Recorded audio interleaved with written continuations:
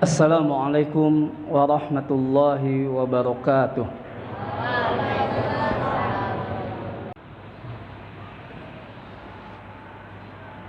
Innal hamdalillah nahmaduhu wa nasta'inuhu wa nastaghfiruh wa na'udzu billahi min sururi anfusina wa min sayyiati a'malina.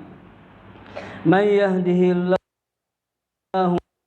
wa may yudlil fala hadiyalah. Ashhadu an la ilaha illallah wahdahu la syarikalah wa ashhadu anna Muhammadan abduhu wa rasuluh. Qala Allah ta'ala, ya ayyuhalladzina amanu taqullaha haqqa tuqatih wa la tamutunna illa wa antum muslimun. Ya ayyuhan nasu taqu rabbakumul ladzi khalaqakum min nafsin wahidah wa khalaqa minha zawjaha rijalan katsiran wa nisaa wattaqullaha alladzi tasaaluna bihi wal arham innallaha kana 'alaikum raqiba. Ya ayyuhalladzina amanu taqullaha wa qulu qawlan sadida yuslih lakum a'malakum wa yaghfir lakum dhunubakum wa may yuti'illaha wa rasulahu faqad faza fawzan 'azima. Amma ba'du, fa inna khairal wa khairal hadi hadi Muhammadin sallallahu alaihi wasallam wa sallal umuri muhdatsatuha wa kullu muhdatsatin bid'ah wa kullu bid'atin dhalalah wa kullu dhalalatin finnar. Jamaah Jumat rahimakumullah, sungguh telah ada pada diri Rasulullah sallallahu alaihi wasallam suri tauladan yang baik bagi kita. Sebagaimana Allah firmankan, laqad kana lakum fi rasulillahi uswatun hasanatun. Dan di antara suri tauladan Nabi kita sallallahu alaihi wasallam kita bisa dapatkan di akhir-akhir hayat beliau sallallahu alaihi wasallam. Diriwayatkan dari Abdullah bin Abbas, ia berkata, qara'tu suratu wal mursalati urfa fasami'atni Ummul Fadl imra'atul Abbas fabakat wa qalat wallahi ya bunayya laqad azkartani bitilawatika hadhihi surah innaha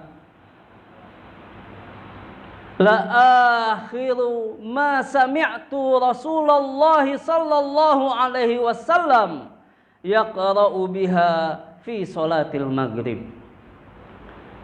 Riwayat ini dalam tafsir At-Tabari dari riwayat Al-Imam Al-Bukhari rahimahullah, bahwa Ibnu Abbas suatu ketika membaca surat wal mursalati urfa, dan ternyata ketika beliau membaca surat ini didengarkan oleh Ummul Fadl, istrinya Abbas, ibunya dari Abdullah bin Abbas.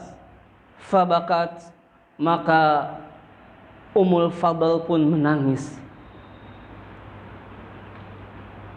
Lalu ia bersumpah, demi Allah wahai anakku, sungguh aku telah teringat dengan bacaan surat ini. Sungguh yang aku dengar terakhir dari Nabi kita Muhammad sallallahu alaihi wasallam membaca surat ini dalam salat maghrib. Jamaah Jumat rahimakumullah, di kisah ini banyak sekali pelajaran yang bisa kita ambil. Karena sesungguhnya Nabi kita Muhammad sallallahu alaihi wasallam mendapatkan ujian yang lebih berat daripada manusia yang lainnya.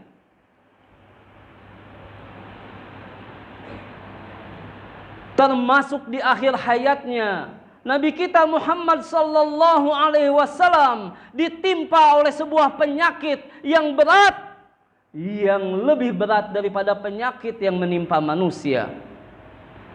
Dan Nabi kita Muhammad sallallahu alaihi wasallam mendapatkan sakit ini di akhir bulan Safar di tahun ke-11 Hijriah, dan beliau wafat di tanggal 12 Rabiul Awal di tahun ke-11 Hijriah. Namun riwayat dari Abdullah bin Abbas ini dari ibunya menceritakan kepada kita betapa Nabi kita Muhammad sallallahu alaihi wasallam di akhir hayat beliau dalam keadaan sakit, sampai-sampai ketika beliau ingin pindah ke rumah Aisyah radhiyallahu anha harus dibopong oleh dua orang, oleh Al-Fadl dan oleh Ali bin Abi Thalib. Bahkan Rasulullah sallallahu alaihi wasallam tidak berjalan melainkan seperti orang yang diseret. Karena begitu beratnya sakit yang menimpa Nabi kita Muhammad sallallahu alaihi wasallam. Bahkan sakit beliau semakin berat sampai-sampai di hari keempat sebelum beliau wafat, beliau tidaklah bisa menjadi imam sholat, melainkan harus mandi terlebih dahulu karena beliau mengalami pingsan yang sangat parah. Dengan badan yang begitu panas, dengan kepala yang sangat pusing, sampai beliau harus dibopong oleh Al-Fadl dan Ali bin Abi Thalib untuk memimpin sholat berjamaah. Dan dalam kondisi beliau harus mandi dari pingsannya, ternyata apa yang dibaca oleh Nabi kita Muhammad sallallahu alaihi wasallam di sholat maghrib terakhir yang diimami oleh beliau, di akhir hayat beliau, yang setelah itu beliau tidak lagi mengimami sholat yang zahar, ternyata beliau mengimami dengan membaca surah Al-Mursalat, satu surat yang jarang beliau baca di sholat maghrib. Namun di akhir hayat beliau, beliau membaca surat ini yang termasuk surat-surat yang panjang di dalam surat-surat Al-Mufassal, surat-surat yang senantiasa beliau baca ketika sholat. Dari kisah ini kita bisa mendapatkan banyak pelajaran betapa Nabi kita Muhammad sallallahu alaihi wasallam begitu memperhatikan ibadah sholat. Dalam keadaan sakit pun beliau senantiasa berusaha mendirikan sholat. Beliau senantiasa berusaha, bahkan beliau bersungguh-sungguh dalam melaksanakannya. Karena Nabi kita Muhammad sallallahu alaihi wasallam telah mengingatkan kita di dalam hadis riwayat Muslim, awwalu ma yuhasabu bihil abdu yaumal qiyamah as-shalah. Amal yang pertama kali akan diperhitungkan oleh Allah pada hari kiamat adalah salat. Fa in saluhat faqad aflaha wa anjah. Kalau salatnya sukses, maka dia telah berhasil dan beruntung. Wa in naqasat faqad khaba wa khasira.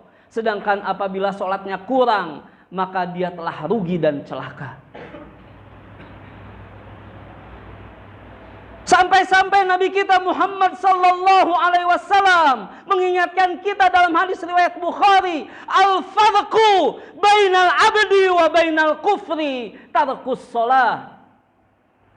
Pembeda antara orang Islam dan orang kafir adalah meninggalkan sholat.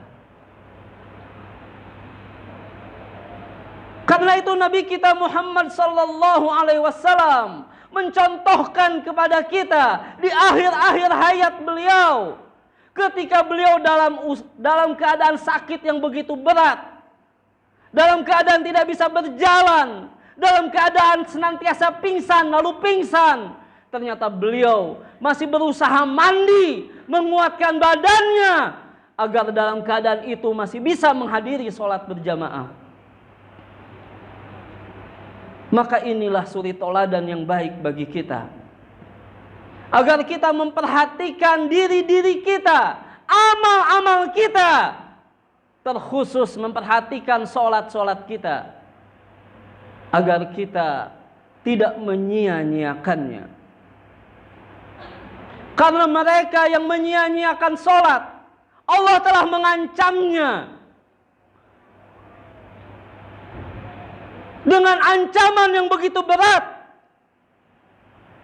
Sampai-sampai di dalam Quran surah Maryam Allah berfirman, "Fakhalafa min ba'dihim khalfun abda'us shalah wattaba'us syahawat fasawfa yalqauna ghayya."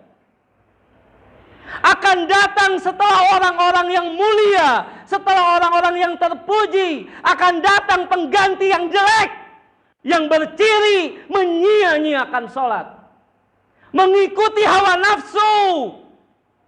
Fasawfa yalqauna ghayya, yang diancam dimasukkan ke dalam lubang yang dalam di dalam neraka jahanam.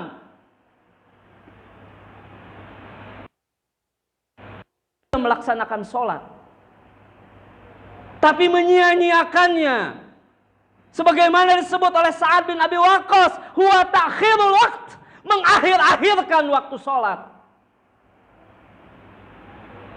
Apalah lagi mereka yang meninggalkan sholat hatta satu waktu. Sampai-sampai di antara para ulama mereka berpendapat, mereka yang sengaja meninggalkan sholat maka dihukumi kharij anil millah, keluar dari agama ini.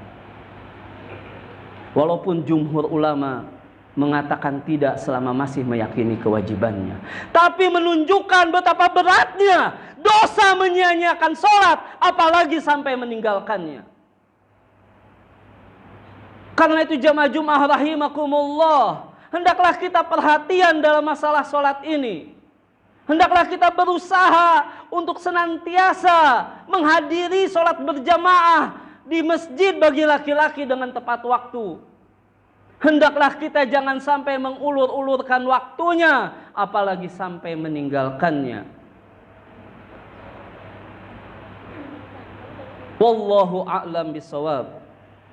Innallaha wa malaikatuhu yusholluna 'alan nabi ya ayyuhalladzina amanu sallu 'alaihi wa yusallimu taslima.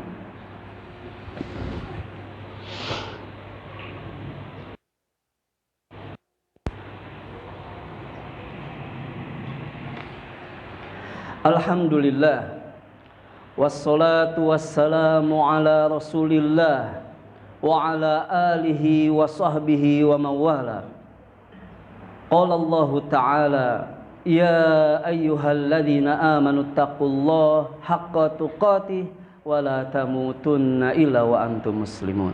Jamaah Jumat rahimakumullah, di antara ciri orang bertakwa ialah mereka yang senantiasa melaksanakan apa yang Allah perintahkan dan menjauhi larangannya.